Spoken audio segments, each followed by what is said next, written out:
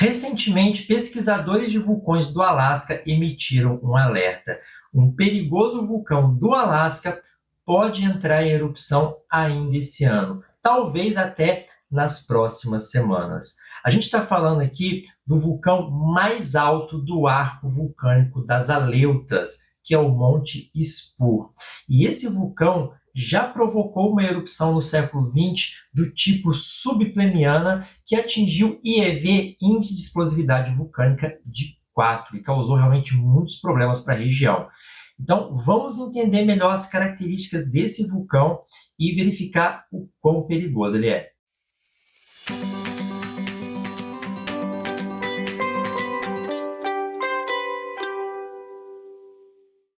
Bom, Padawans, hoje vamos analisar um alerta emitido por pesquisadores vulcânicos do Alasca.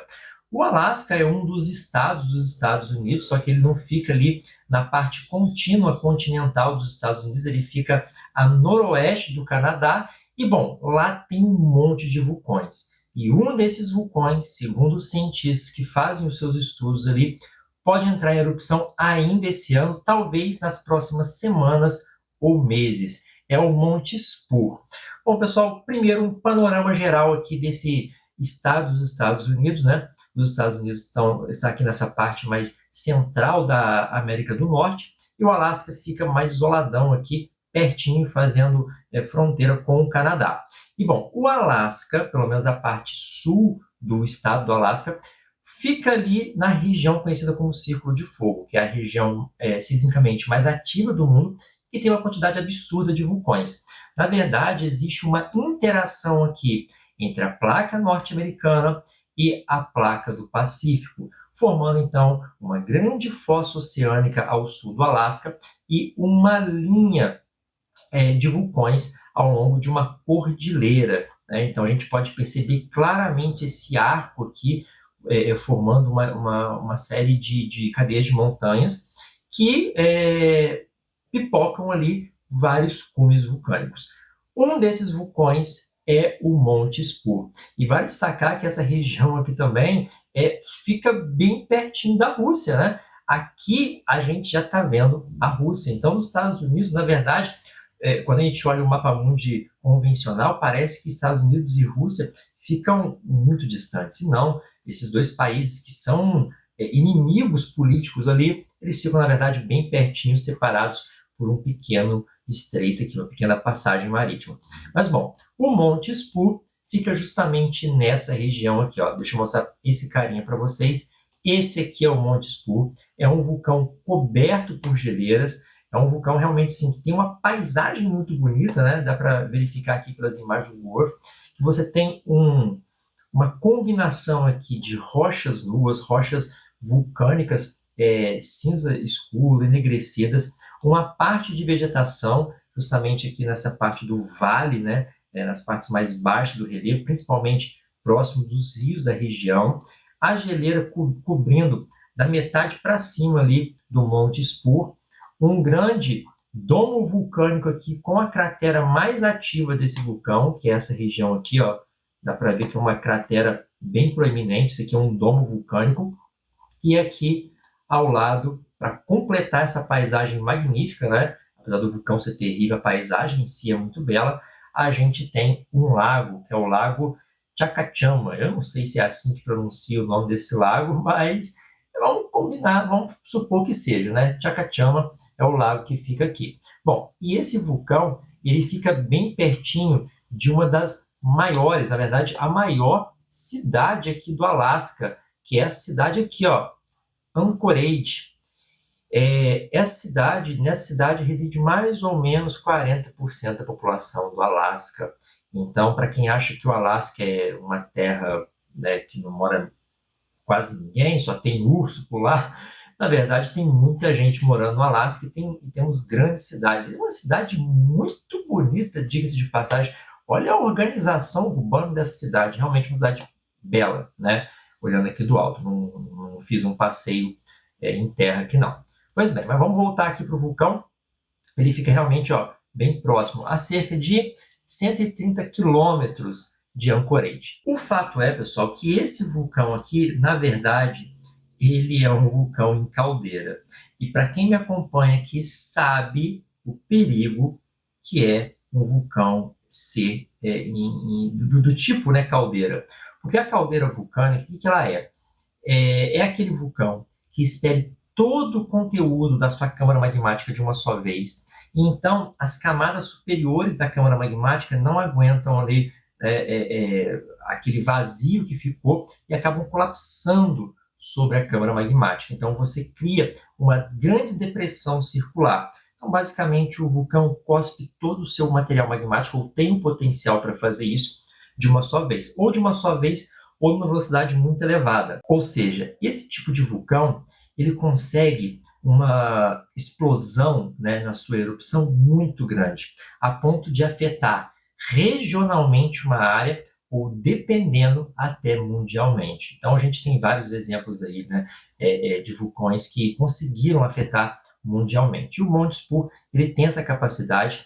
Aqui nesse mapa, por conta até da configuração das cores do Google Earth, a gente não consegue perceber que existe uma forma de ferradura aqui aberta para o sul, né? E isso aqui vai ser importante na análise aqui, nossa análise de uma das atividades eruptivas desse vulcão aqui. Vai destacar, né, que além dessa estrutura de caldeira, ele pode ser considerado um estratovulcão, afinal, toda essa parte do monte que foi construída em cima de lava, de tefra, de materiais piroclásticos. Então, camadas e mais camadas sobrepostas foram construindo essa estrutura vulcânica, que chega aí no seu ponto mais elevado a 3.374 metros. E por isso que ele é considerado o vulcão mais alto do arco aleutiano, né, que eu falei para vocês que é essa linha de vulcões aqui do Alasca, né? Então esse aqui é o arco aleutiano, das Aleutas, e esse aqui é o ponto mais elevado. Poxa, 3.364 metros é alto pra caramba, né? Então a gente pode perceber que ali em cima está o Monte Spur mesmo, né? O pico dele, né? Só que a parte mais ativa desse vulcão está um pouco mais para baixo, que é essa cratera aqui. A caldeira toda tem cerca aí de 5 quilômetros de largura, mas essa cratera, vamos fazer a medição aqui, não tem 5 quilômetros não, tem menos, obviamente, né? Então a gente está lidando aqui com uma cratera de cerca, vamos transformar aqui em metros, cerca de 700 metros de diâmetro, na sua parte aqui mais estreita. Se a gente for medir na outra posição aqui, a gente tem quase isso, né? Quase circular, 715 metros. Então uma cratera bem considerável, essa é a cratera mais ativa, né, atualmente. Bom, esse vulcão, ele tem uma formação geológica bem interessante. Por quê? Esse formato peculiar dele aqui foi formado por conta de uma avalanche de detritos misturada aí com um fluxo piroclástico que aconteceu no final do Pleistoceno ou no início do Holoceno. Professor, o que é Pleistoceno, o que é Holoceno? Vamos para essa imagem aqui para vocês entenderem. A gente costuma dividir as nossas vidas em horas, minutos, segundos, dias, semanas, meses, anos, séculos. Só que na idade da Terra, e a Terra tem 4,6 bilhões de anos, a gente precisa de uma outra escala de tempo. E para isso, a gente usa a escala do tempo geológico, onde nós temos éons, onde nós temos eras, períodos, épocas e idades. Então, são subdivisões. É como se fosse ali ano, meses, semanas, dias, horas, minutos, segundos, entende? É mais ou menos isso. Então, para vocês terem ideia, nessa imagem aqui, o que está na parte de baixo, nesse éon chamado de Adiano, é o começo da formação do planeta, né? O início da formação da Terra. E nós habitamos agora, né, estamos vivendo na famosa Era Cenozoica. Para vocês terem ideia, a era dos dinossauros é a Era Mesozoica. E os filmes lá, Jurassic Park, eles têm esse nome por causa desse período aqui, o período Jurássico. Apesar de que muitos dinossauros ali nem eram do Jurássico, né? Mas isso não vem ao caso. O fato é que esse vulcão, essa avalanche de detritos que eu mencionei para vocês, que formou essa configuração atual desse vulcão, aconteceu no final do Pleistoceno, que é uma época do período quaternário, ou começo do Holoceno. Então vamos lá, nós vivemos na Era Cenozoica, dentro do período Quaternário, que é o período atual, né? E temos aqui duas épocas no Quaternário, o Pleistoceno e o Holoceno. Então essa avalanche de detritos aconteceu no final do Pleistoceno ou começo do Holoceno. Para vocês terem ideia, esse período quaternário começou aí há 2,6 milhões de anos atrás. Então, isso a gente considera recente, né, na história geológica do planeta. Pois bem, essa avalanche de detritos, para vocês terem ideia, tinham blocos de até 100 metros de diâmetro. Então, eram pedaços enormes de rochas que foram arrebentados, arremessados e foram deslizando aqui como um grande deslizamento, uma grande avalanche mesmo. E essa avalanche, ela viajou cerca de 25 quilômetros para o sul, até esse vale, que vocês estão observando no rio aqui, e continuou descendo até essa parte de planície aqui, mais ao sudeste da imagem. Então, se a gente for medir aqui, em linha reta, né? Vamos abrir aqui a nossa reguinha novamente. Se eu for medir aqui, ó, vamos colocar o ponto um pouco acima da cratera de hoje, né? E a gente tem aqui, um pouco para baixo, aqui, ó. Deixa eu trocar aqui para quilômetros. Bom, 25 quilômetros. Essa foi a distância que chegou essa avalanche de detritos. Então, de lá, essa avalanche veio descendo pelo vale, acompanhando o rio, e chegou a essa parte aqui mais baixa do vale. É longe pra caramba, gente. Então, dá para ter ideia do tamanho dessa erupção. Pois bem, o tempo passou e hoje nós temos a formação aqui de um grande domo de lava dentro dessa caldeira. Então, essa caldeira se formou a partir desse grande deslizamento, né? Um dos eventos que formou a caldeira. Isso aqui é um domo de lava. Um domo de lava é mais ou menos como se fosse um tampão de lava. A lava vai se acumulando ali na boca eruptiva e formando uma espécie de morrinho, um tampão mesmo. Sabe um vulcão que tinha um domo de lava e que provocou uma erupção muito grande? O Santa Helena. Eu nunca falei dele aqui, mas ainda vou fazer um vídeo sobre ele. O Santa Helena é um vulcão que tinha, né, um grande domo de lava e a gente viu o que deu na grande erupção do Santa Helena. E aqui a gente tem também esse grande domo de lava que é bem visível. Ó, isso aqui é o domo de lava que acabou formando uma cratera na parte superior dele. Então, esse domo ele fica mais ou menos na parte central da grande caldeira. Bom, essa cratera que eu mencionei para vocês é a mais ativa e provavelmente uma próxima erupção acontecerá a partir dela. E como que os cientistas chegaram a essa conclusão? Eles verificaram que os gases vulcânicos, o processo de desgaseificação do vulcão, que é a emissão de gases a partir ou da cratera ou até do solo vulcânico, aumentou consideravelmente. E quando isso acontece, significa que o magma está muito próximo da superfície, ou seja, uma erupção ali está prestes a acontecer. Tanto é que o nível de alerta desse vulcão subiu de verde para amarelo. Então, realmente é para se preocupar. Para vocês terem ideia, a gente tem aí duas erupções históricas registradas, que a gente chama de erupções históricas. Erupções que foram vistas e documentadas pelos seres humanos. Então, alguém viu, né, essa erupção e documentou isso, registrou isso. Beleza. A gente tem uma em 1953, que atingiu IEV4, e uma em 1992, que também chegou a IEV4 com características subplinianas. O que é uma erupção subpliniana? Eu já fiz um vídeo só falando sobre tipos de erupções. Eu vou deixar no final desse vídeo, se você quiser saber quais os tipos de erupções que existem, qual é o mais perigoso, qual que não é. Você assista, então, no final desse vídeo, o outro que eu vou indicar para vocês. Pois bem, a erupção subpliniana, ela é caracterizada por uma grande coluna de cinzas e gases que, no caso desse vulcão aqui, atingiram 15 quilômetros de altitude. Para vocês terem ideia, com essa altitude, essas cinzas atingiram a estratosfera, saíram da troposfera terrestre e chegaram ali na estratosfera. Bom, além disso, essas cinzas alcançaram Anchorage, e vou mostrar novamente a distância de Anchorage. Olha só, Anchorage está aqui, essas cinzas chegaram ali. as pessoas tiveram que permanecer nas suas casas, tamanha a quantidade de cinza que começou a cair ali. Então, se caiu em Anchorage, caiu nessa região aqui toda, e Anchorage está a 130 quilômetros de distância. As pessoas tiveram que usar máscara, né, e permanecer em casa por conta da toxicidade, tanto dos gases como das cinzas. E uma erupção IEV4, índice de explosividade vulcânica 4, significa que o material ejetado, tá, expelido ali pelo vulcão, atingiu até 1 km cúbico de volume. 1 km cúbico de material ejetado. É coisa pra caramba. Como eu falei, a altura de uma pluma vulcânica de uma erupção IEV4 pode chegar ali até 25 quilômetros. Nesse caso aqui, atingiu 15 quilômetros. E os impactos regionais são significativos, né? Tanto a queda de cinzas como material piroclástico, perturbação do tráfego aéreo. Então, realmente, afetou regionalmente. Então, por isso que ela foi classificada como subpliniana e com IEV4.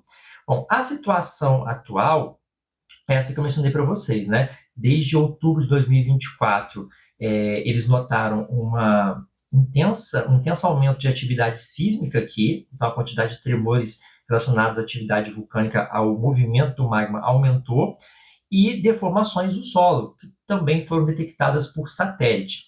E agora, recentemente, entre 7 e 11 de março, os sobrevoos de análise que fizeram na região, porque é uma região remota, né, de difícil acesso, eles verificaram as emissões de gases vulcânicos elevados, além, né, de uma possível indicação de magma se infiltrando na crosta. Como a sismicidade permaneceu elevada e os terremotos estão bastante rasos com essas emissões de gases elevados, eles concluíram que uma erupção pode acontecer nas próximas semanas ou meses. E como é um vulcão mais remoto, pode ser que ela ocorra sem um aviso prévio, a gente não consiga ali prever, olha, vai acontecer amanhã, né? Então, ela pode acontecer sim nas próximas semanas, mas a gente não conseguiria saber certinho o dia.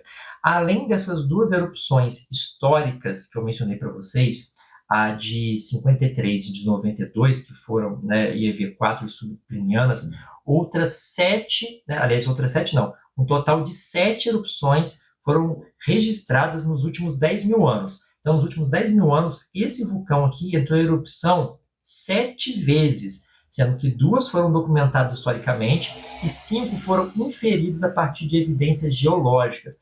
Então, nem tudo tem documentação histórica, a gente consegue, através da geologia, a análise das rochas ali da região, saber quando que uma erupção aconteceu, né?